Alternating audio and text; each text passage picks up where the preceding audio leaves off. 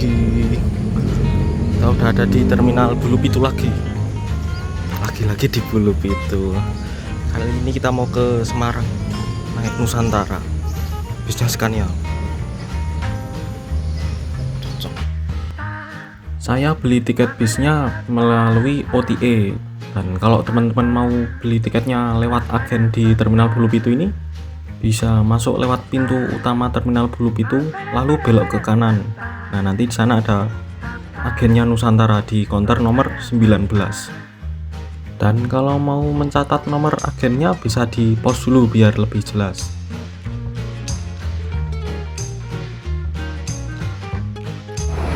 Nah, itu bis saya Nusantara bodi apa ya? Skybus apa ya? Skybus Nusantara Gemilang. Sasisnya Scania seri berapa ya? K124 apa ya?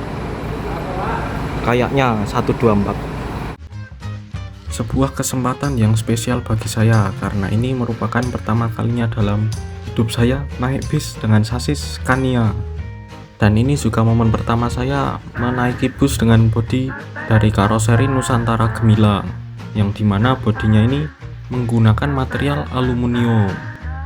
Bus ini menggunakan sasis Scania K124IB, yang dimana dalam pengoperasiannya itu masih menggunakan model transmisi manual.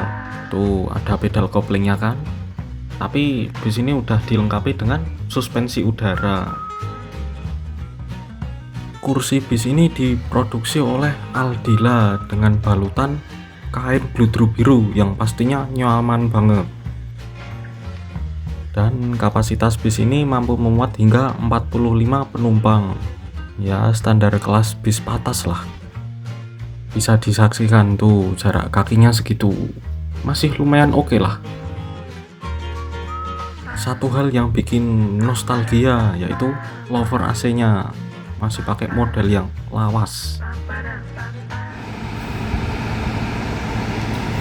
Lihat-lihat situasi terminal.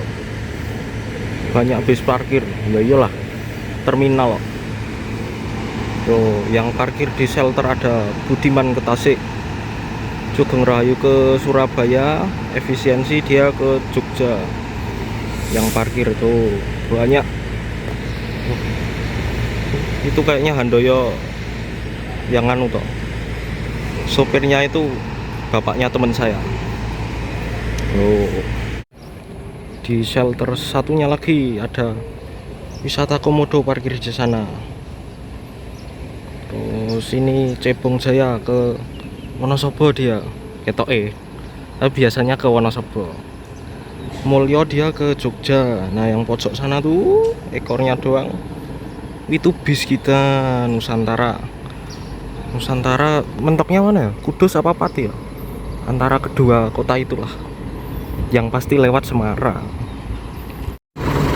Suara mesin.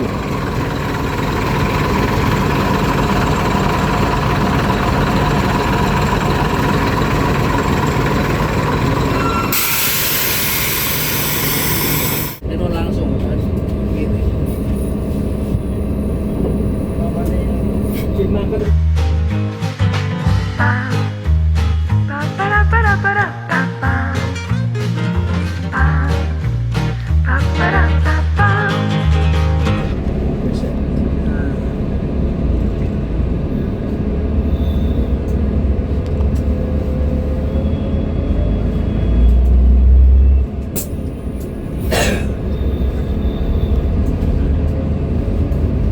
Oh iya, dari tadi kita belum membahas tarifnya ya.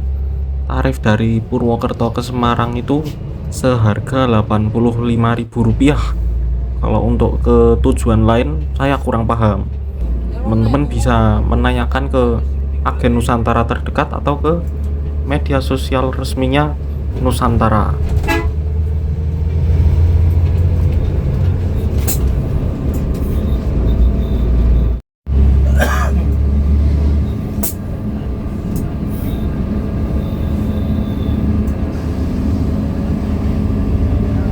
Yang bikin perjalanan kita menarik adalah selain kita akan melewati banyak pemandangan indah di depan, kita juga mendengarkan suara perpindahan transmisinya yang suaranya itu cetik-cetik gimana gitu, tapi lama-lama didengerin kok enak juga ya.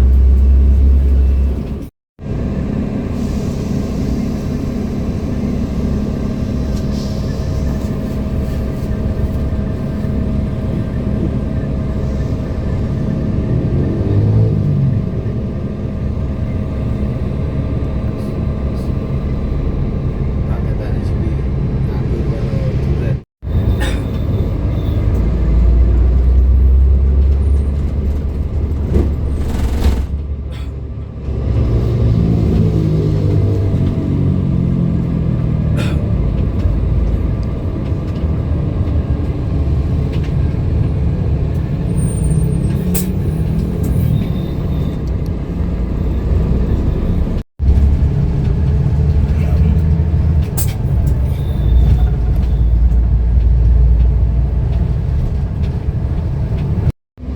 Karena bis ini rutenya melewati kota Purbalingga, jadi kita belok ke kiri, sementara kalau ke kanan itu ke arah kota Banyumas. Nah, kita belok ke kiri.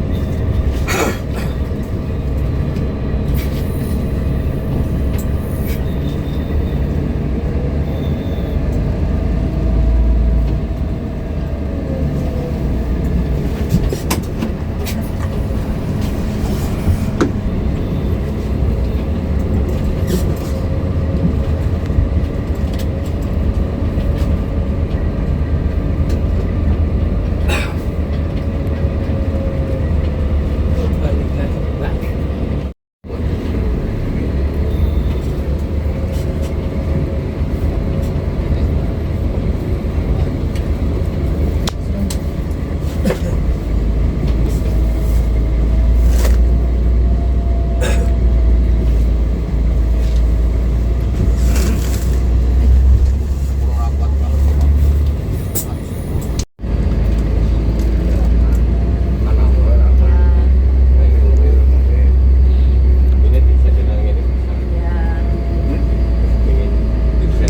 Boleh lah, boleh. Kan kemarin juga saya tanda tangan MOU. Memang ada itu yang suruh ganti itu, yang kalau ada kerusakan itu maksudnya biar kita hati-hati, biar anak-anak juga disiplin. Jadi tetap disampaikan ke orang tua juga harus hati-hati. Karena itu kalau rusak atau hilang ganti 8 nggak apa-apa.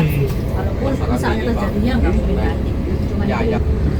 Ini karo kan karo polisi bisa kurang.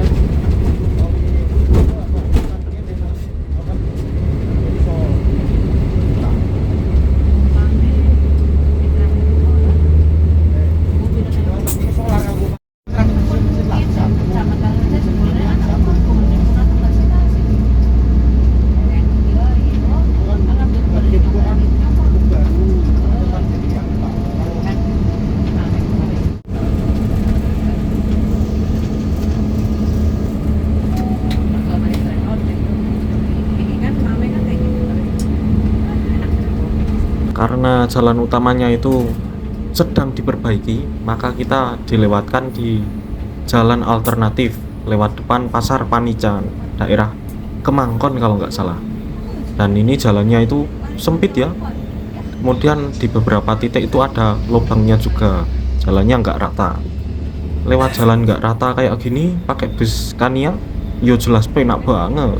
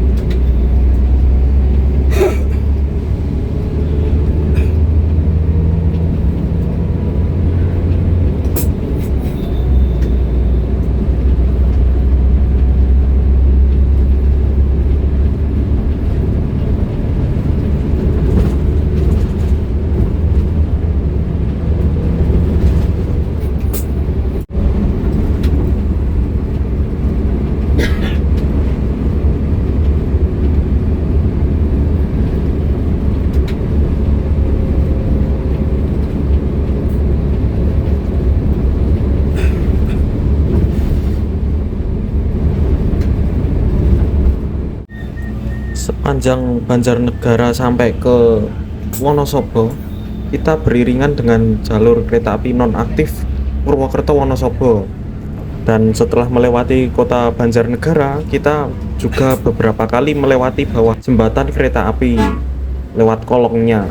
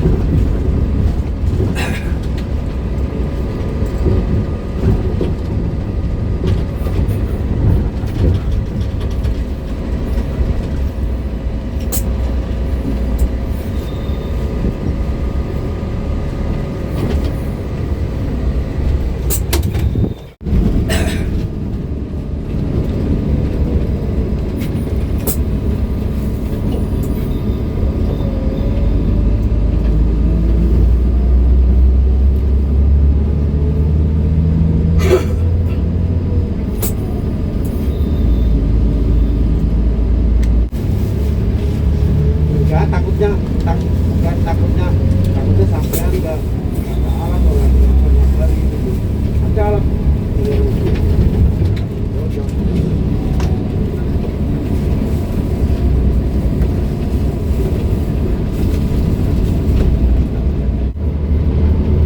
Ya sampai nih tentunya material nggak jadi Pak. Ya kedatangan mau material. Saya mau alat apa mana?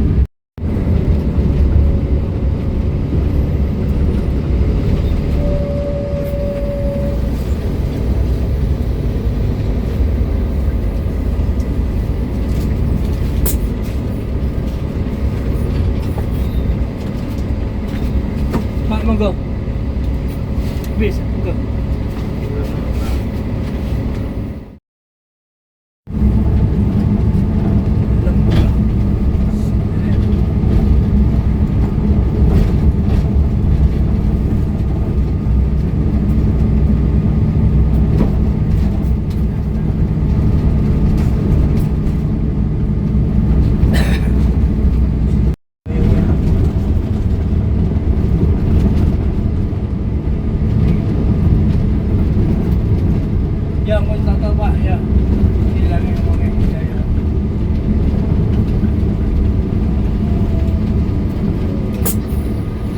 Selamat datang. Ya.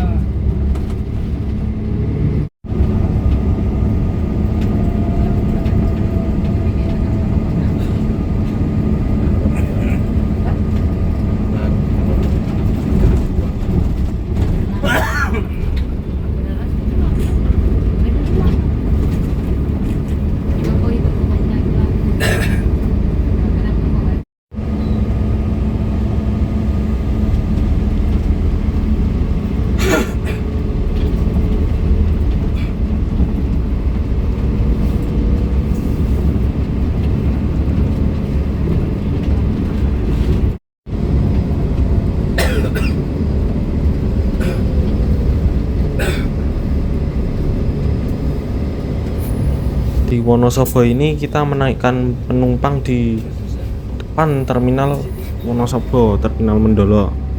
Dan setelah berangkat dari terminal Wonosobo ini, bisnya langsung full seat ya, langsung penuh kursinya. Wah Jan, mantep tenan.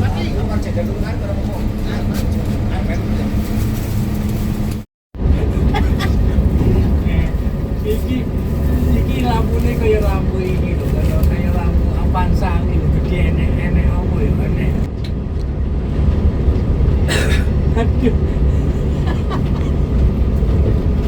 Di persimpangan Kretek kita belok kiri ke arah Temanggung. Dan mulai dari Kretek ini kita mulai memasuki jalan yang menanjak. Jalannya ini nanjak tinggi dan panjang. Ada mungkin hampir 10 kilometeran.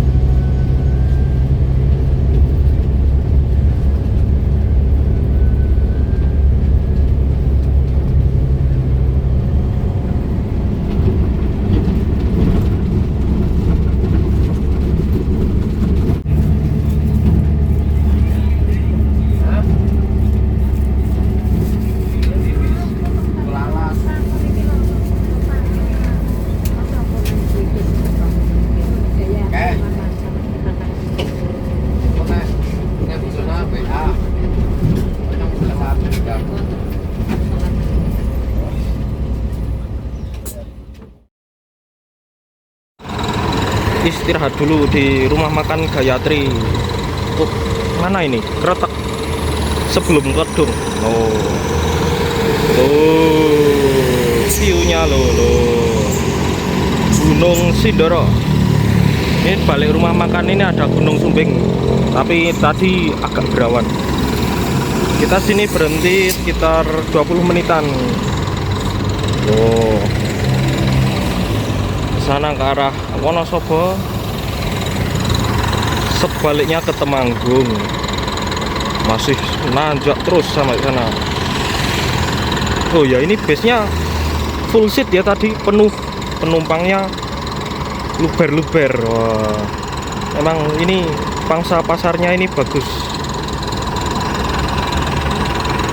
Yuk kita tunggu busnya. Mesinnya dibuka. Wah,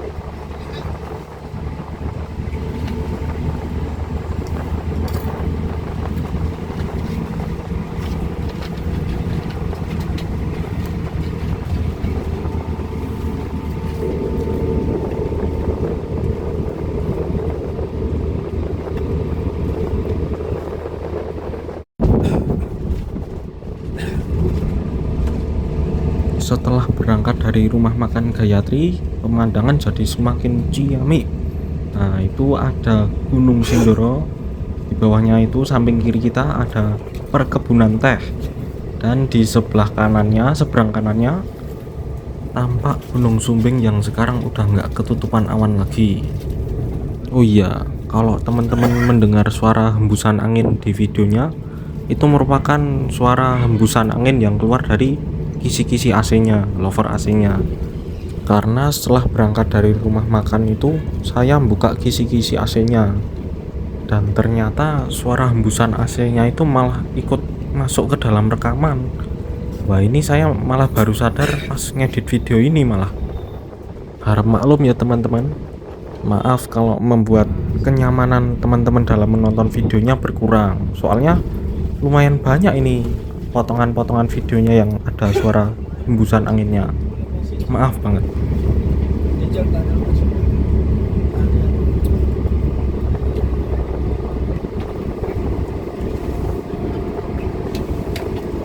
Iya iya. Oke. Buruk, iya iya Mas. Oke, iya siap.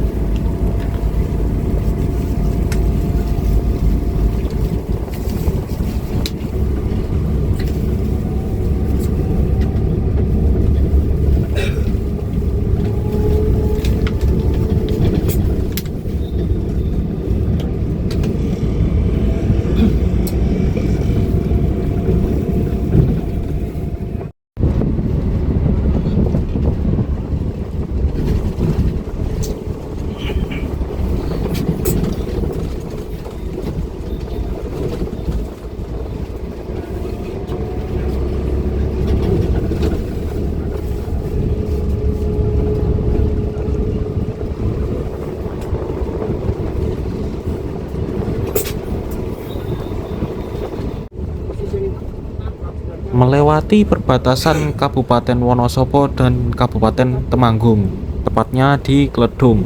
Dan di Kledung ini merupakan titik tertinggi dari jalan ini. Jadi setelah Kledung ini bisa dipastikan jalannya jadi turunan. Turunannya pun juga lumayan panjang sampai ke Paraan.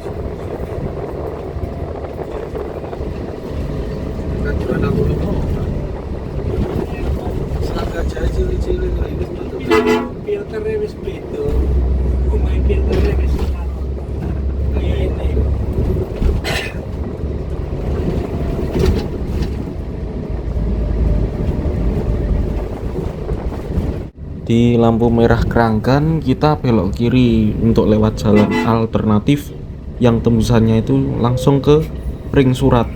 Nah, ini kita motong jalan tanpa melewati Secang untuk mencapai jalan utama Jogja Semarang. Jadi kita belok kiri, sementara lurus itu ke pertigaan Secang.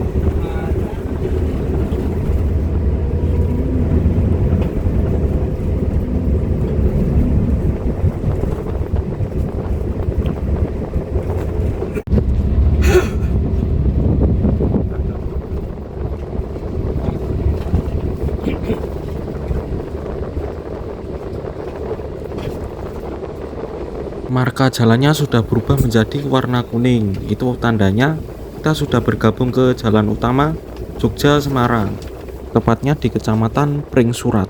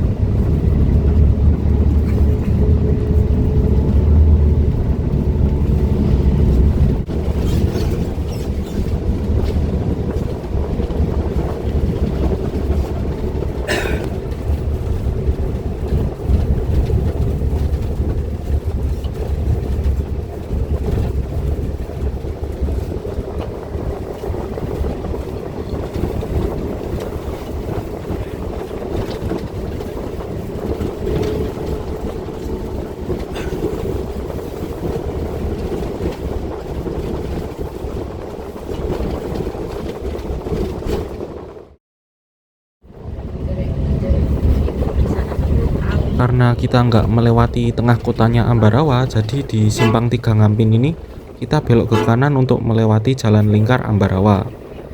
Kabar baiknya, kalau kita lewat jalan lingkar Ambarawa, kita bisa melihat pemandangan Danau Rawapening yang berada di samping jalan ini.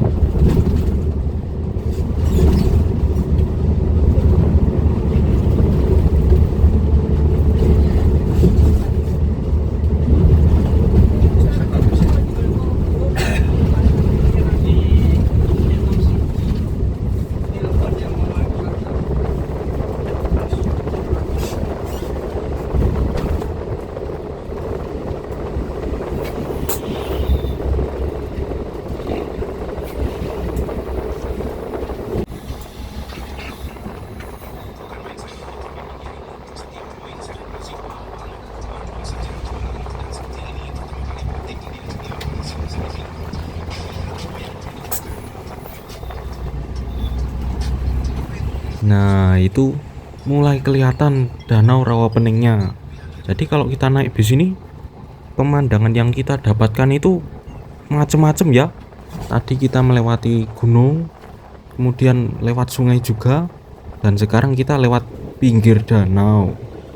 Paket lengkap pokoknya.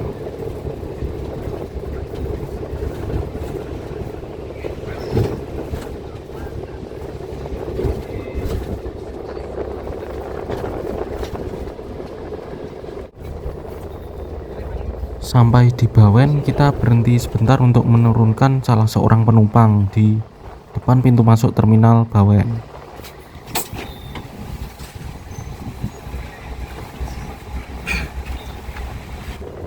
Bawen ini merupakan persimpangan jalan utama untuk menuju ke arah Jogja, Solo, sama Semarang. Dan di Bawen ini juga terdapat akses tol Trans Jawa melalui gerbang tol Bawen. Nah, tapi sepanjang Bawen sampai Semarang ini kita nggak lewat tol, jadi kita lewat jalan biasa.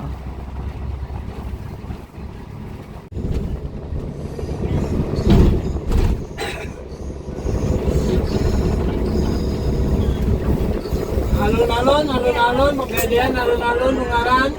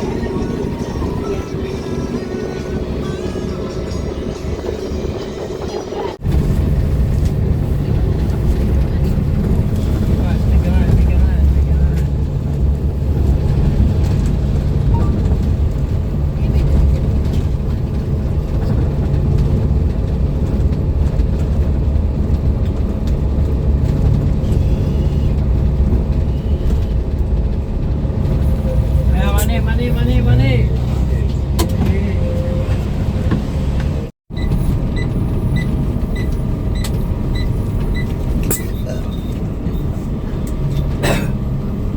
Ya, sukun habis, sukun. Terusan ya Pak?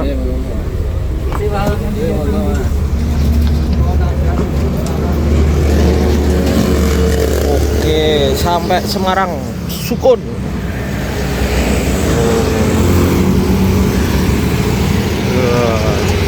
Jam piro? Jam 1:30. Berapa jam berarti? 13 kurang 7, 6 jam perjalanan. Oke, dia bisnya lanjut ke Pati. Saya turun sini aja. Wes, sekian dulu dari saya. Semoga bermanfaat.